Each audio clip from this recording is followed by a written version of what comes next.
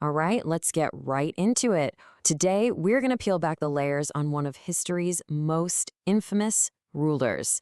We're going to challenge that simple story we all think we know about England's very first Tudor queen. I mean, you know the name, right? You definitely know the reputation. But what if that simple, monstrous caricature that history has handed down to us, what if it isn't the whole picture? What if it's not even close? This is the image that pops into your head, isn't it? A bloodthirsty fanatic, a zealot, who just left a trail of fire and ash all across England. And look, it's a powerful image for sure, but it's also incredibly flat. What if behind that name, a name literally stained with blood and fire, was a cherished child, a betrayed daughter, a princess who had absolutely everything ripped away from her? That's the story we're going to dig into today. So to even begin to understand the queen she became, we have to go back. We have to start with the princess she was. And in the beginning, believe me, her future couldn't have possibly looked brighter. Just imagine, Mary Tudor was the absolute jewel of the Tudor court. She was adored by her powerful parents, King Henry VIII and Catherine of Aragon. And she was brilliant. Fluent in Latin, French, Spanish, and Italian, studying philosophy and how to rule. At just 6 years old, she was engaged to the most powerful man in Europe, the Holy Roman Emperor. She was raised from birth to believe that she would one day command empires. She was special, chosen, destined for greatness. But, in the Tudor court, destiny can turn on a dime. And for Mary, the perfect world she knew was about to be systematically and just so cruelly torn apart. And it was all at the hands of the one person she should have been able to trust the most, her own father.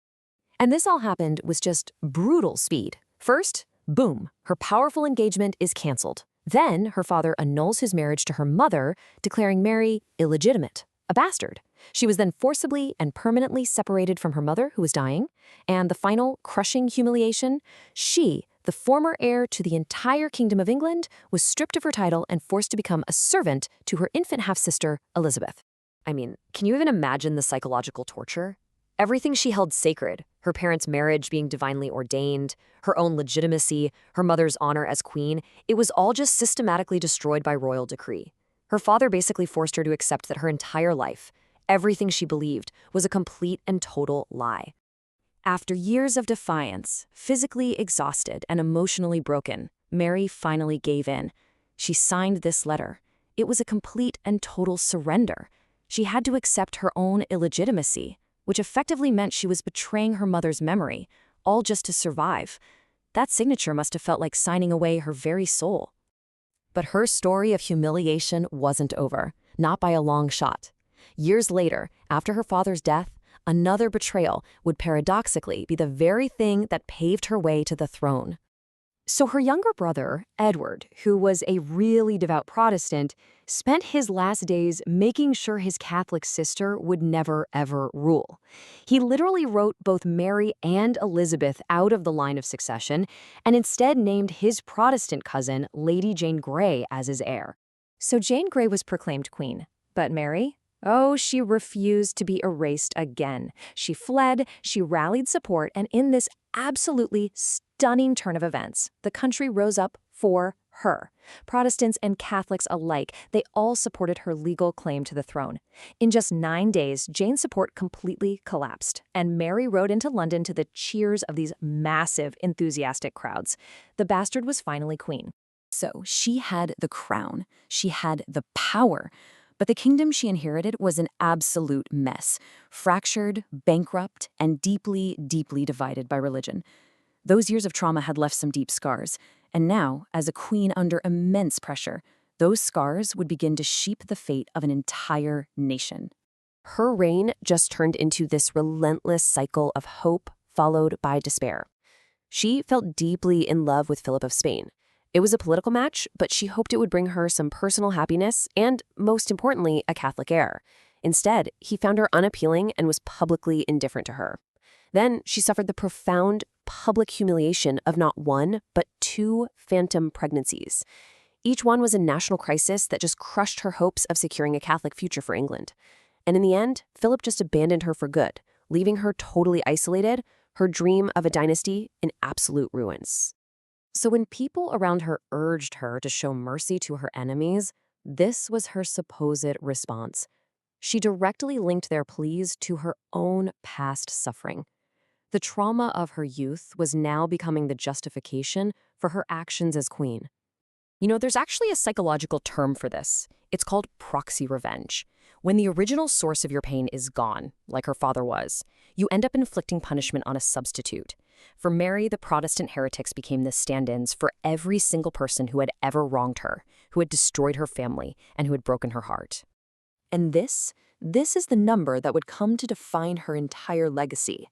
Approximately 280 people were burned at the stake for heresy during her reign. It's a horrific figure, and it's the one that would earn her that infamous name, Bloody Mary. But, and this is a huge but, that number demands some context. Let's consider her father, Henry VIII, the man who broke her. His reign saw an estimated 70,000 executions, mostly for political reasons. The scale of his violence just absolutely dwarfs Mary's. And yet, how do we remember him? As Great King Hal. So why the stark difference in their legacies? Well, the answer really lies in how history is written, and maybe more importantly, who gets to write it. Mary's legacy was shaped by forces that went way beyond just the numbers. Her reputation was pretty much sealed for centuries by Protestant propaganda. The most famous example was John Fox's Book of Martyrs, which became a runaway bestseller. See, her executions were for heresy. That's killing for faith, and that felt a lot more terrifying to the public than her father's political purges. Then you add in a humiliating military loss, losing Calais, England's last piece of France, and the simple, inescapable fact that she was England's first powerful queen, facing intense prejudice. And yeah, the image of Bloody Mary was set in stone. And here it is, the ultimate, heartbreaking irony of her entire life.